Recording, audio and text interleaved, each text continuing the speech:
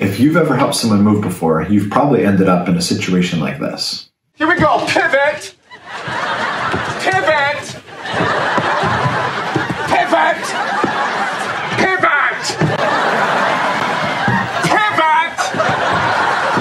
It turns out even mathematicians got roped into helping their friends move. Because the topic of today's video will be about the sofa problem. Welcome to Toy Box Science, a series where we discuss scientific concepts with things that you probably have in your toy box. Now, the sofa problem is simple to understand, but very complex to solve. It goes like this. If you have a hallway with a 90-degree bend in it, what is the object of largest area that you can fit down the hallway?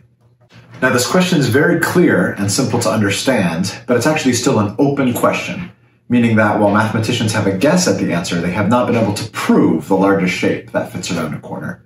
And the fact that this is so simple means that it's a really good problem that you could try yourself at home. And in fact, we'll talk about a version that you can try yourself using some Duplos.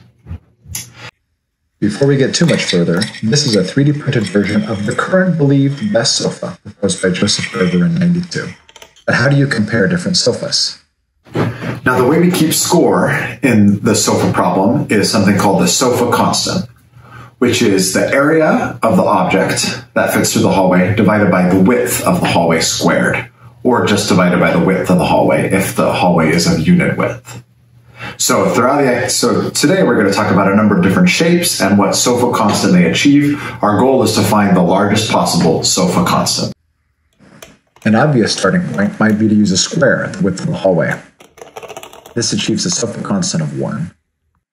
If we try and look at a rectangle, this is the largest 2-stud width rectangle that I could fit around the bend. It has an even lower sofa constant of 0.875. Here's an interesting one. This half circle has a sofa constant of pi over 2 or 1.57. It fits nicely around the corner. However, we can do even better. This is a shape made of constant radius arcs called the Hammersley sofa that comes in at 2.2 for the sofa constant.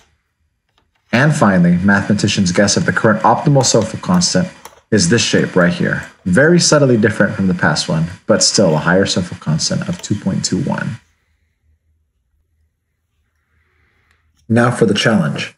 What's the highest sofa constant we can get with Duplo? Well, my current answer for a 3-unit width hallway is 1.55 with this sofa right here. It makes it around the corner, but keeping it together is a different challenge. Here's a video showing that it does in fact work.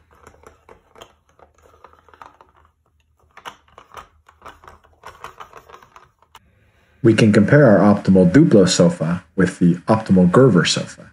You see it's a little bit shorter, but it actually has smaller radius on the inside. But this is the best that I can do, at least in a 3-stud width hallway. One of the interesting things about each of these sofas so far is they can only go around the curve in one direction. What if you have a hallway that curves in both directions? I'm not an ambi-turner. It's a problem I had since I was a baby. I can't turn left. In 2014, Dan Romick, a professor at UC Davis, came up with this shape for the largest possible ambidextrous sofa. One last interesting thought. There has long been a link between spatial reasoning and mathematical skills. In this 2016 paper, the authors measure spatial reasoning using virtual rotation tasks and spatial visualization, 2 things you would need to do during trying to solve the sofa problem. They then confirm the result that greater spatial reasoning skills correlate with greater mathematical ability. So trying this with your kids might have benefits besides keeping them just entertained. Now you understand the sofa constant. Now my challenge for you is to see if you can beat my record of 11 studs through a 3x3 hallway, or to compute the sofa constant that you can achieve with Duplo or Lego for different size hallways. What might the sofa constant be for a 4-unit hallway, 5-unit hallway, 6-unit hallway? I'd love to see the results that you come up with. And I also apologize because now you're basically cursed. Next time you're helping someone move, you're going to be stuck thinking about and maybe even trying to explain to someone else the sofa problem. Thanks.